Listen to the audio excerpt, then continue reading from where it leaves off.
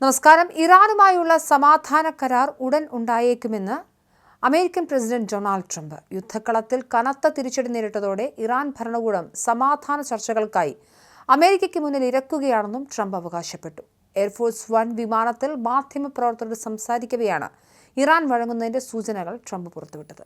ലോകത്തെ എണ്ണ വിതരണത്തിന്റെ 1/5 കടന്നുപോകുന്ന തന്ത്രപ്രധാനമായ ഹോർമൂസ് കടലിടുക്കിന്റെ നിയന്ത്രണം ഇതിനോടകം തന്നെ അമേരിക്കൻ സൈന്യം ഏറ്റെടുത്തു കഴിഞ്ഞതായും അദ്ദേഹം വെളിപ്പെടുത്തി. ഇറാന്റെ ഉപരോധത്തെ തുടർന്ന് ആഗോള വിപണിയിൽ എണ്ണവില റെക്കോർഡ് വേഗത്തിൽ കുതിച്ചുയർന്നതിനിടെയാണ് ട്രംപിന്റെ പ്രസ്താവന വരുന്നത്.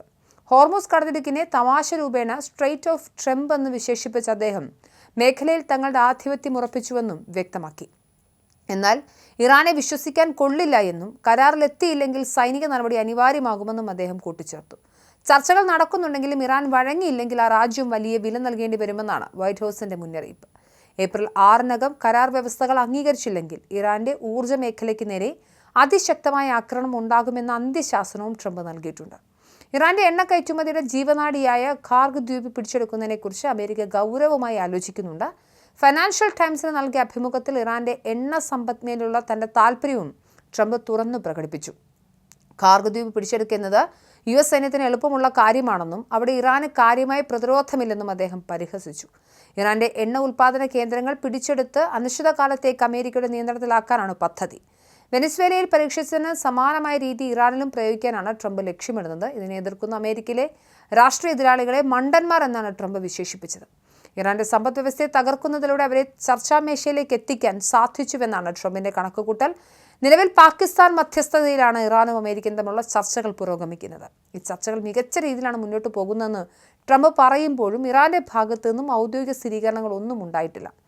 അമേരിക്കയുമായി നേരിട്ട് ചർച്ചയ്ക്കില്ലെന്ന നിലപാടിലാണ് ഇറാൻ ഇപ്പോഴും ഉറച്ചു നിൽക്കുന്നത്. എങ്കിലും ഉപരോധം മൂലം ശ്വാസം മുട്ടുന്ന ഇറാൻ ഭരണകൂടത്തിന് മുന്നിൽ മറ്റു വഴികളില്ലെന്നാണ് നയതന്ത്ര വിദഗ്ധർ വിലയിരുത്തുന്നത്. ട്രംപിന്റെ പ്രസ്താവനകൾ പുറത്തു വന്നതോടെ ആഗോള എണ്ണ വിപണിയിൽ വലിയ ചലനങ്ങളാണ് ഉണ്ടാകുന്നത്. ബ്രെന്റ് ക്രൂഡ് ഓയിൽ വില ബാരലിന് $116 മുകളിലെത്തി. യുദ്ധം തുടങ്ങിയതിനു ശേഷം ഒരു മാസത്തിനിടെ എണ്ണവിലയിൽ 50% വർധനമാണ് രേഖപ്പെടുത്തിയത്. ഹോർമൂസ് കടലിടുക്കിലെ ഉപരോധം ആഗോള വിതരണ ശൃംഖലയെ താറുമാറാക്കിയതാണ് വിലക്കയറ്റത്തിന് പ്രധാന കാരണം. എണ്ണവില വർധനവ് അമേരിക്ക ഉൾപ്പെടെയുള്ള രാജ്യങ്ങളിൽ ആഭ്യന്തര രാഷ്ട്രീയത്തിലും പ്രതിഫലിക്കുന്നുണ്ട്.